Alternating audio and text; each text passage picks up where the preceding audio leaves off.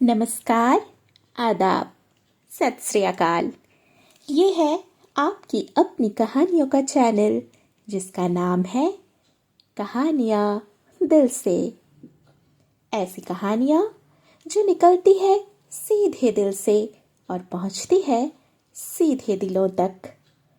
मैं हूँ आपकी दोस्त गार्गी विद्यांत, कहानियाँ लिखती और सुनाती हूँ। आज आपको सुनाने जा रही हूँ अपनी ही लिखी बच्चों की एक मज़ेदार कहानी।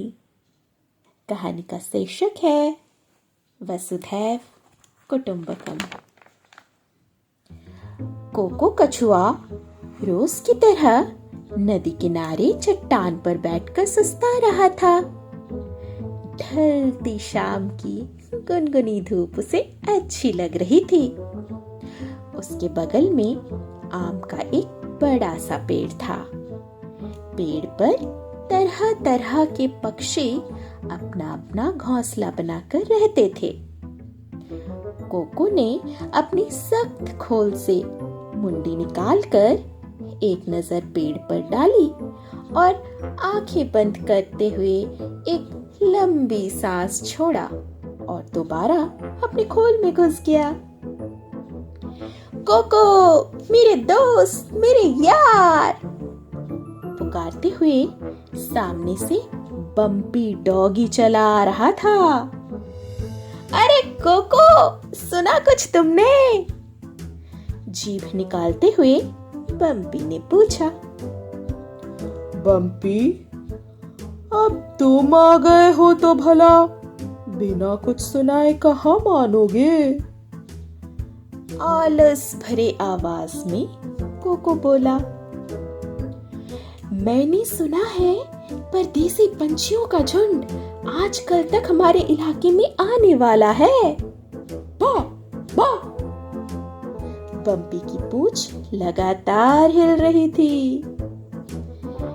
इस बात पर कोको कछुए ने फटाक से अपनी मुंडी बाहर निकालते हुए पूछा।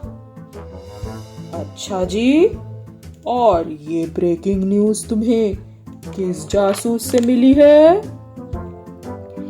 बम्पी के कान गर्व से सिकुड़ गए। अपनी आवाज में थोड़ा जोश बढ़ाते हुए बम्पी ने जवाब दिया। मेरे पास वर्ल्ड क्लास जासूसों की कमी नहीं है कोको। मेरा दोस्त रंगीला ड्रैगनफ्लाई है ना, अरे वही जो बगल की तालाब में रहता है, उसी ने बताया। अच्छा है, आए वो, हमें क्या करना है? लगे हाथ हमारी एक दो तस्वीर शायद टीवी पर दिख जाए उनके साथ साथ।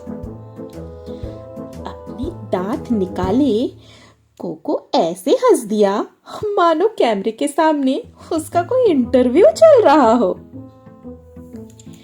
कोको की ये बात सुनकर बम्पी भी घास पर पालथी मारकर बैठ गया।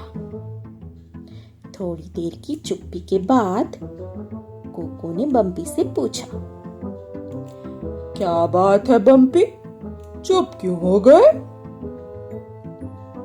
अब क्या बताऊं, टीनू बीनू सारस को ना इन विदेशी पंछियों से नफरत सी है। अभी कुछ दिनों पहले ही तो मैं उनसे मिला था। दोनों बड़े चिढ़े हुए थे। कह रहे थे कि इस बार हम अपने इलाके में उन्हें घुसने नहीं देंगे। तभी काव काव करते हुए वहां जूजू कौआ पहुंचा। काव काव। अरे, आज तुम सब किस टॉपिक पर चर्चा कर रहे हो? भाई, मैं तो बहुत थक गया हूँ आज, और अब तो मुझे नींद भी आ रही है। जूजू पंख फड़फड़ाते हुए बोला। इतने में बम्पी डॉगी का दोस्त रंगीला ड्रैगनफ्लाई भी वहां आकर एक कटीली झाड़ी पर बैठ गया। कोको अपनी पतली सी गर्दन दाएं बाएं मोड़कर दोबारा बोला। अच्छा, तुम सब मुझे ये बताओ कि ये विदेशी पंछियां हर साल अपना बसा बसाया घोंसला छोड़कर अनजान जगह रहने क्यों चली आती है भला? अपना देश छोड़कर पराये देश में क्या मिलता है इन लोगों को? इस बात पर रंगीला ड्रैगनफ्लाई अपनी गोल गोल कंचे जैसी चमकीली आंखें नचाता हुआ बोला, अरे वो अपना घर छोड़कर नहीं आते, वो तो हमारे देश में विंटर वेकेशन मनाने आते हैं। क्योंकि सुना है उनके देश में इतनी बर्फबारी होती है कि चारों तरफ बर्फ के सिवा और कुछ नहीं दिखाई देता। तभी दूर से टीनू बीनू सारस का जोड़ा उड़ता हुआ वहां पहुंचा। बीनू के पैर से खून बह रहा था। अरे बीनू, तुम्हारे पैर में ये कैसे चोट? बम्पी ने चौंक कर पूछा। बीनू दर्द से कराहते हुए एक टांग पर खड़ा था। बेचारे ने उसी दर्द भरी आवाज में जवाब दिया, दोस्तों, आज हम दोनों झुमरी तलैया तालाब में मछलियों का शिकार करने गए थे। वहां पहुंचे तो देखा वो विदेशी पंछियों का दल पहले से ही मौजूद था वहां। मुझे गुस्सा आ गया और मैं जा घुसा उनके झुंड के बीच। आगे टीनू बोला, हम लोग ये सोचकर वहां पहुंचे थे कि ये पंछी विदेश से आकर हमारे देश में हमारे नदी तालाब से हमारे हिस्से की मछलियां चट कर जाते हैं।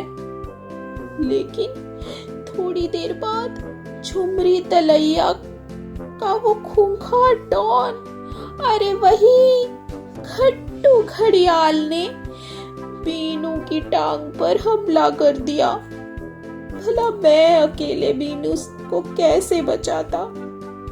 लेकिन तभी मैंने देखा सारी विदेशी पंछियों ने झुंड बनाकर घट्टू घड़ियाल पर अपने पैने चोंचों से हमला बोल दिया। बदमाश बीनू की टांग छोड़कर वहां से भाग निकला। बीनू की आंखों में भी पश्चाताप के आंसू थे। हमने उनके बारे में कितनी गलत सोच बनाकर रखी थी, पर आज उन सब ने ही मिलकर मेरी जान बचाई। बीनू की आंखों से भी आंसू बहने लगे। रंगीला ड्रैगनफ्लाई ये सुनते ही भुदकते हुए बम्पी की पीठ पर बैठ गया और बोला, फिर तो हम सबको उन पंछियों का धन्यवाद करना चाहिए ना, बीनू की जान बचाने के लिए। सिर्फ धन्यवाद ही क्यों, हम सब उनका पूरे जोश से अपने इलाके में स्वागत करेंगे। आखिर वो हमारे मेहमान जो हैं। वसुधैव कुटुंबकम के बारे में सुना है कि नहीं? अरे इसका मतलब ही होता है कि हमें बिना भेदभाव के सभी को अपना मानकर एक साथ शांति से रहना चाहिए। कोको कछुआ जैसे ही बोला, पूरा इलाका पंछियों की आवाज से गूंज उठा, मानो सभी ने कोको की इस बात का एक मत के साथ समर्थन किया हो। बस ये कहानी इतनी ही। अभी आप सुन रहे थे मेरी यानी आपकी दोस्त गार्गी विद्यांत की आवाज में मेरी ही लिखी कहानी वसुधैव कुटुंबकम। आज हम सब के साथ मेरा 6 वर्षीय नन्हा बेटा इवान भी कहानी सुन रहा था। तो इवान, कैसी लगी आपको आज की कहानी? अच्छी लगी। और क्या आप हमें बताएंगे कि आज की कहानी से हमें क्या सीख मिलती है? कि सबको मिलकर खुशी खुशी रहना चाहिए। आप भी हमें अवश्य बताएं आज की कहानी आपको कैसी लगी कमेंट बॉक्स पर जाकर।